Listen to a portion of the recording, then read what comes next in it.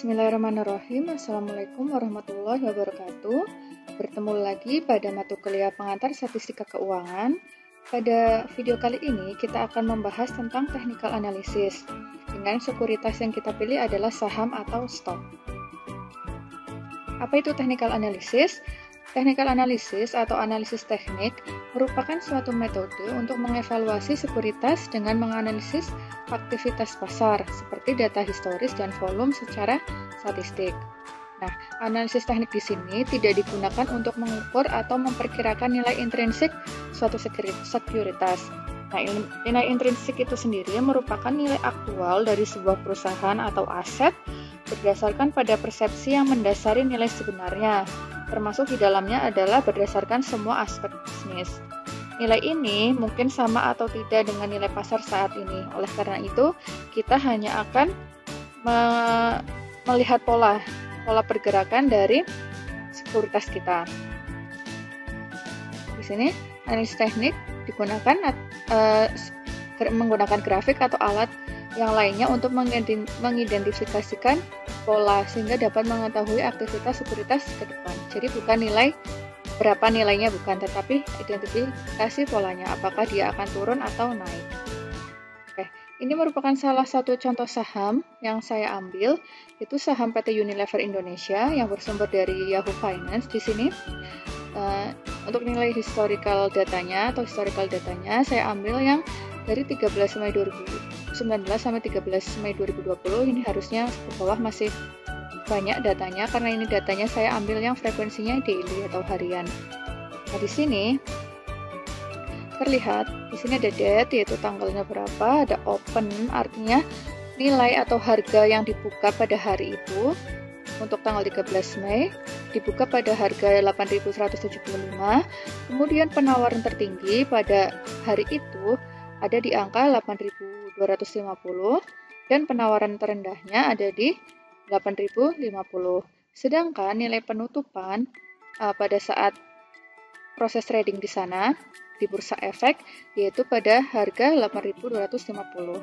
Nah, sedangkan di sini nilai adjusted close-nya di sini adalah harga saham penutupan yang sudah disesuaikan ketika terjadi aksi korporasi perusahaan.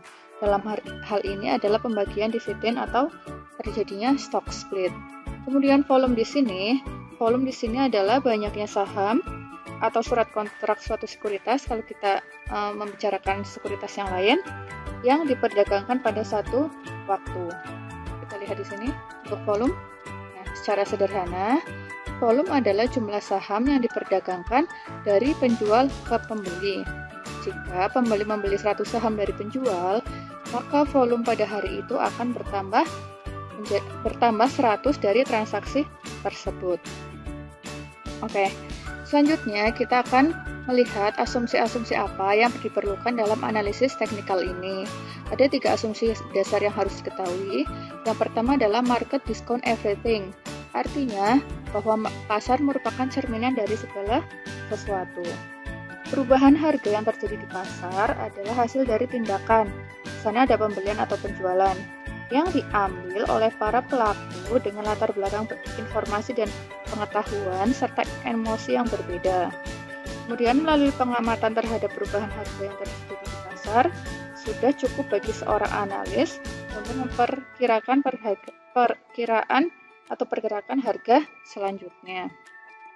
Dan yang kedua adalah price move in a trend. Harga cenderung bergerak ke arah yang sama selama beberapa periode. Nah, pergerakan tersebut dapat naik, turun, atau bergerak dalam area tertentu yang membentuk pola-pola yang efeknya dapat dikenali. Analisis teknikal percaya bahwa harga tidak bergerak secara acak sehingga dapat diperkirakan. Jika harga suatu aset bergerak naik pada akhir minggu ini, maka minggu depan pergerakan tersebut cenderung akan berlanjut sampai tanda berakhirnya kenaikan muncul secara jelas. Kemudian asumsi yang ketiga adalah history repeats itself. Pola-pola tertentu yang dibentuk oleh pergerakan harga yang terjadi di masa lalu akan terulang kembali dan menimbulkan efek yang sama di masa depan. Nah, analisis teknikal di sini percaya bahwa perilaku transaksi manusia yang didorong oleh informasi, keinginan, dan emosi secara massal cenderung akan berulang. Misalnya, sekerumunan massa yang melakukan antrian akibat kelangkaan minyak tanah pada saat ini akan kembali terulang perilakunya di masa depan ketika menghadapi situasi yang sama. Atau mungkin contohnya jangan minyak tanah ya, karena mungkin minyak tanah sudah langka. Lakukan antrian akibat kelangkaan BBM misalnya. Pada saat ini mereka, sekelompok orang ini, akan kembali mengulang perilakunya di masa depan ketika menghadapi situasi yang sama, yaitu ketika terjadi kelangkaan BBM. Oke. Ada dua alat yang kita gunakan untuk menganalisis atau melakukan analisis teknikal. Yang pertama kita menggunakan candlestick. Digunakan untuk using candlestick to analyze stock movement. Nah, apa itu candlestick? Coba kita lihat. Candlestick atau grafik lilin merupakan grafik yang paling banyak digunakan pada saat ini untuk mempresentasikan pergerakan nilai saham. Nah, candlestick umumnya digunakan untuk trading jangka pendek. Kita hanya akan melihat pergerakan dari saham ini untuk jangka pendek, misalkan untuk 10 hari ke depan atau sampai 30 hari ke depan. Kemudian kelebihan candlestick ini adalah mampu menampilkan psikologi pasar. Tidak seperti grafik garis yang hanya memperlihatkan satu nilai saja. Kalau candlestick di sini dapat memperlihatkan 4 nilai sekaligus, yaitu tadi ada opening price, harga pembukaan, kemudian closing price, harga penutupan, highest price-nya, harga tertingginya, dan lowest price, harga terendah dalam suatu periode waktu tertentu. Kita lihat, nah di sini untuk candlestick-nya digunakan warna hijau dan merah, atau bisa juga putih dan hitam. Nah, di sini untuk yang hijau, apa warnanya hijau? Karena di sini closing price-nya nilainya lebih tinggi dari opening price-nya. Sedangkan kalau yang warnanya merah, closing price-nya nilainya lebih rendah dari opening price. Artinya dia mengalami penurunan di sana. Coba kita lihat contohnya. Nah, di sini contohnya. Pada jam 9 di sini, dilihat di sini, untuk opening price-nya ada di angka 1,9987. Kemudian di jam itu harga penutupannya di angka 1,9970. Artinya mengalami penurunan. Oleh karena itu warna candlestick di sini adalah merah. Kemudian di jam 10 ternyata nilai yang dibuka adalah 1,9971. Artinya mengalami kenaikan dari tadi yang ditutup pada jam 9 di sini. Terus kita lihat evaluasi, ternyata untuk nilai close-nya juga naik. Yang tadinya open-nya 1,9971 naik jadi 1,9974. Oleh karena itu di sini nilainya atau warna candlestick-nya adalah hijau. Di sinilah alat yang kedua adalah kita menggunakan moving average, atau kita akan menganalisis menggunakan MA ini. Moving average yang selanjutnya saya akan sebut dengan MA adalah sebuah metode sederhana yang sangat penting dalam analisis teknikal ini. Dikatakan sederhana karena MA pada dasarnya hanya mengembangkan atau merupakan pengembangan dari metode rata-rata yang sudah diketahui. Namun metode ini sangat penting dan aplikasinya sangat luas. Untuk MA di sini kita akan menggunakan 3 MA, yaitu adalah Simple Moving Average atau saya sebutnya nanti SMA. Yang kedua adalah Weighted Moving Average, WMA, dan Exponential Moving Average atau EMA. Kita lihat dulu untuk rumusannya. Untuk SMA dibentuk dari nilai rata-rata dari N periode terakhir, sehingga diperoleh rumus dari SMA order ke N pada waktu ke T adalah sebagai berikut. Misalkan di sini N-nya adalah panjang periode dan XT-nya adalah harga penutupan periode ke T. Jadi, untuk analisis teknikal ini menggunakan SMA, kita menggunakan harga penutupan di sini. Ketika saya mau melihat SMA pada waktu T ke 10 dengan order SMA-nya saya menggunakan 10, maka di sini adalah X10 ditambah X9 sampai X T min T-1, T-nya tadi 10, N-nya 10 min 1 artinya sampai X1 dibagi dengan 10. Oke, kita lihat contohnya. Nah, di sini saya ingin mencari SMA 10 untuk periode ke 10, 11, 12, dan 13. Untuk SMA 10 ini, berarti tadi kan X10 sampai X1, atau kita bisa tuliskan dari X1 ditambah X2 sampai ditambah X10. Kemudian hasilnya dibagi dengan 10. Untuk yang 11, berarti mulainya dari X2, X3 sampai ditambahkan sampai dengan X11. Itu dengan 12 dan 13. Nanti kita akan lihat contohnya, kita akan melakukan komputasinya menggunakan Excel, komputasi sederhana menggunakan Excel. Kita lanjut dulu untuk yang WMA di sini. Di sini kita mempunyai MA yang dibobotkan. Nah, pembobotan nilai pada WMA tergantung dari periode yang kita tentukan. Semakin besar periode, maka semakin besar pula pembobotan nilai perhitungannya. Ini adalah rumus yang kita gunakan untuk mencari WMA. WMA untuk periode ke T dengan ordernya adalah N adalah N XT plus N-1 XT-1 dan seterusnya sampai 1 dikalikan XT-N-1. Nah, pembobotannya di sini adalah N, N-1 sampai dengan 1. Kemudian dibagi dengan jumlahan dari N plus N-1 sampai dengan 1. Nah, di sini. Untuk WMA 10 di sini nilainya berarti dari 1 dikalikan X1 berarti 1 dikalikan 199 ditambah 2 dikalikan X2 sampai 10 dikalikan X10. Oke, kita lanjut dulu untuk yang exponential moving average atau EMA. Di sini adalah pemberian bobot pada EMA sama seperti juga pada WMA yang melibatkan periode. Ini adalah rumusan untuk EMA, yaitu bobotnya adalah 2 per N plus 1 dikalikan dengan XT dikurangi EMA atau EMA previous ditambah dengan EMA previous. Dengan EMA previous ini, nilai awalnya diambil dari nilai MA sederhana atau nilai SMA-nya. Nah, ini diketahui nilai SMA 10 adalah 201,547.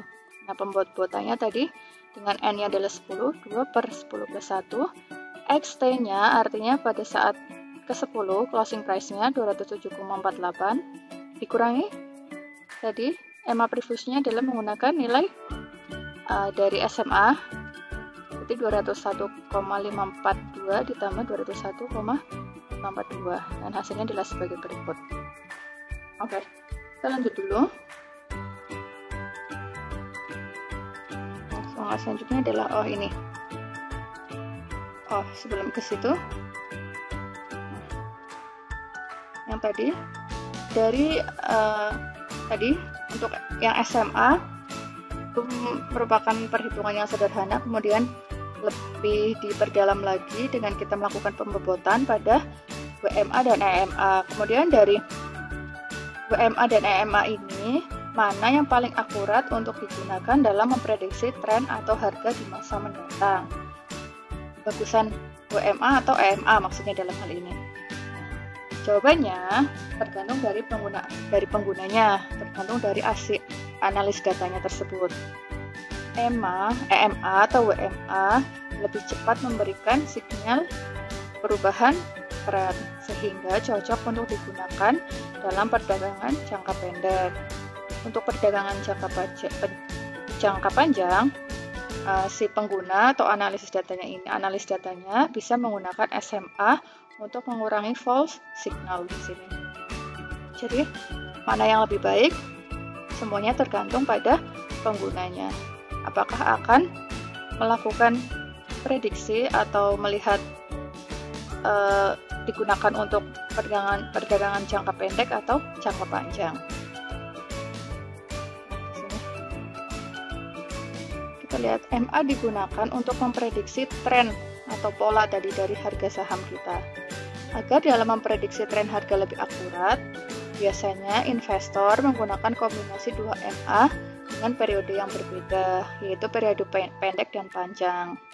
Nah, dalam ilustrasi yang akan kita lihat, kita menggunakan MA periode pendek yang nanti garisnya berwarna biru, yaitu menggunakan MA5, dan periode panjang, garisnya warna magenta menggunakan MA 50 untuk periode yang panjangnya. Dilihat di sini. Nah, kita lihat yang satu ini. Yang biru ini tadi adalah MA5 ya, MA jangka pendek, dan yang magenta ini adalah MA50, MA jangka panjangnya. Untuk yang kondisi pertama ini, kita lihat MA periode pendek memotong MA periode panjang dari bawah, sehingga terjadi perubahan tren menuju kondisi tren yang naik.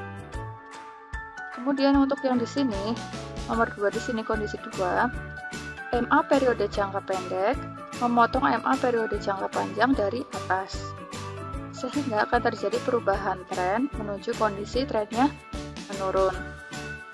Untuk yang kondisi ketiga, MA dengan periode jangka pendek berada di atas MA periode jangka panjang. Garis biru berada di atas garis magenta ini. Di sini terjadi kondisi trennya naik. Untuk yang kondisi keempat, MA periode jangka pendek berada di bawah MA periode jangka panjang. Kondisinya di sini berarti adalah trennya menurun. Trennya sudah menurun di sini. Oke, ini untuk sedikit gambaran analisis teknikal yang kita akan gunakan. Sekarang kita masuk ke Excel-nya. Kita akan coba melakukan perhitungan untuk nilai SMA periode ke T untuk ordernya adalah 10. Berarti di sini nilainya hanya akan ada di sini. Rumusnya apa? Berarti kan XT berarti X10 plus X9 dan terus sampai X1. Berarti saya bisa sum dari X1 sampai X10 dibagi N-nya adalah 10 karena periode kita adalah 10 di sini. Kemudian untuk SMA ke-11 berarti di sini X11 ditambah X10 sampai ditambah X2. Berarti di sini adalah sum dari X2 sampai X11. Dibaginya tetap 10. Yang 13 maksud saya dari 3 sampai 12 dibagi 10.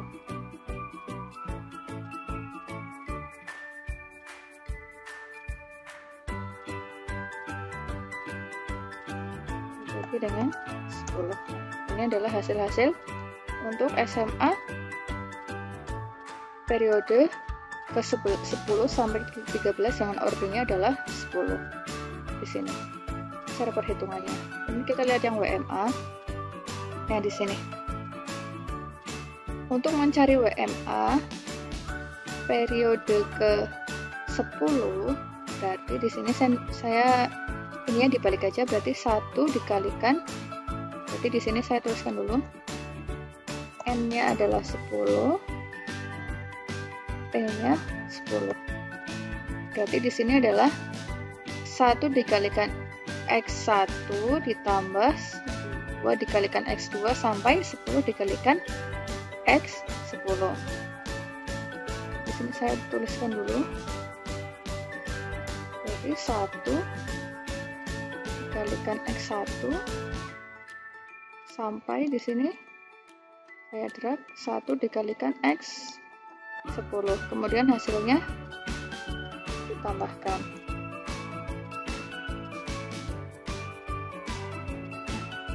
Sini.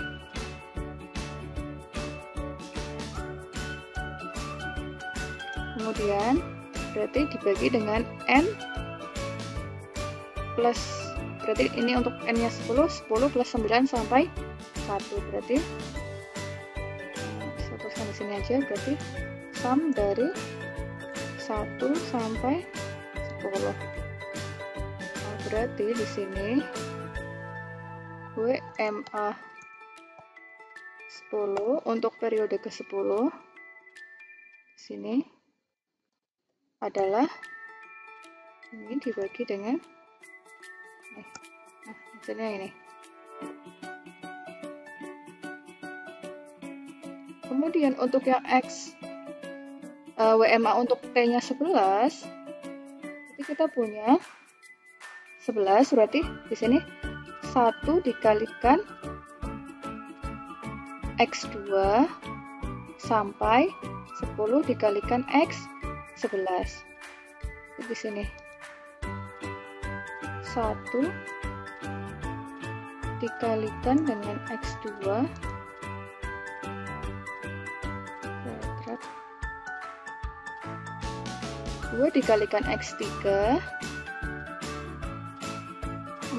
3 dikalikan X4 sampai 10 dikalikan X11. Nah, ini saya sum, saya lihat jumlahnya berapa.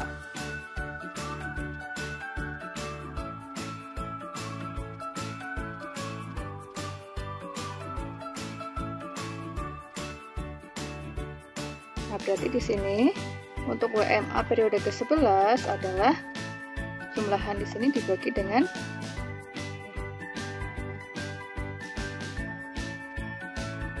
Begitupun untuk yang periode ke-12, berarti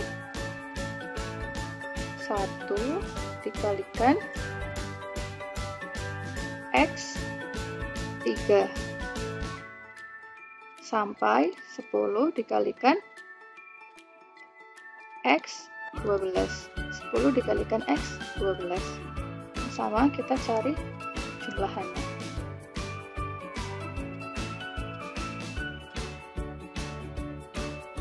Kita nyari nilai estimasinya.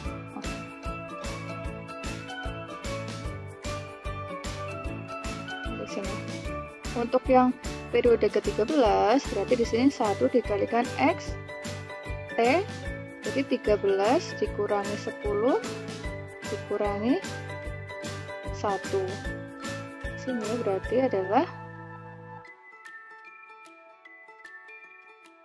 1 dikalikan X4 sampai 10 dikalikan X13 sampai 10 dikalikan X13. Kemudian dicari jumlahannya.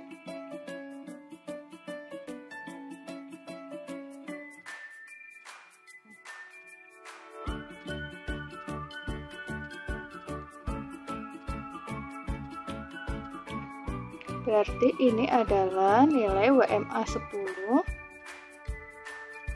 untuk periode ke-10 adalah sebesar 202,7833 dan seterusnya. Oke, kita sekarang lanjut ke perhitungan WMA-nya. Nah, ini kita membutuhkan MA previous di sini dengan nilai awal MA diambil dari nilai MA sederhana. Jadi di sini kita harus punya SMA 10. Kita ambil M-nya adalah 10. Jadi seperti tadi SMA 10 adalah nilainya sum dari 1 sampai 10, X1 sampai X10 dibagi dengan 10. Maaf.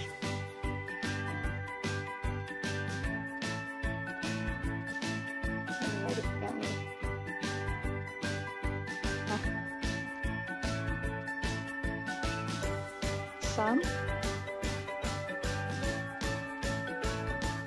dibagi dengan 10.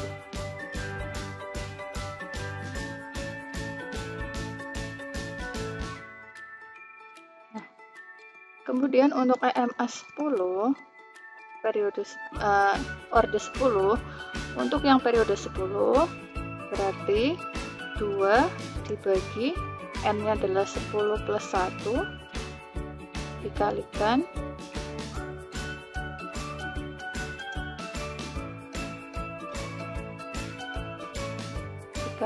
dengan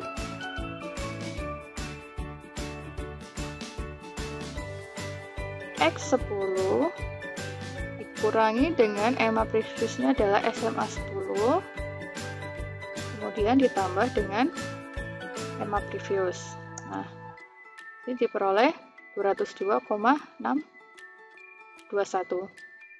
Kemudian untuk yang periode 11 berarti saya punya 2 per 10 plus 1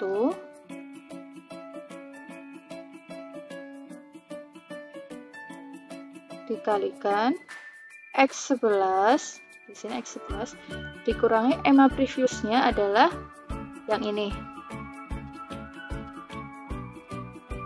ditambah EMA previous. Nah, jadi untuk yang periode ke-12 saya punya 2/10 plus 1 dikalikan dengan X12 dikurangi EMA previousnya adalah yang ini, ditambah dengan EMA previous. Nah, sama untuk yang periode ke-13, 2 dibagi 10 plus 1 dikalikan dengan X 13 dikurangi EMA previous ditambah EMA previous. Nah, jadi ini yang diperoleh untuk EMA periode ke-10 sampai 13 dengan ordinnya adalah atau N-nya adalah 10.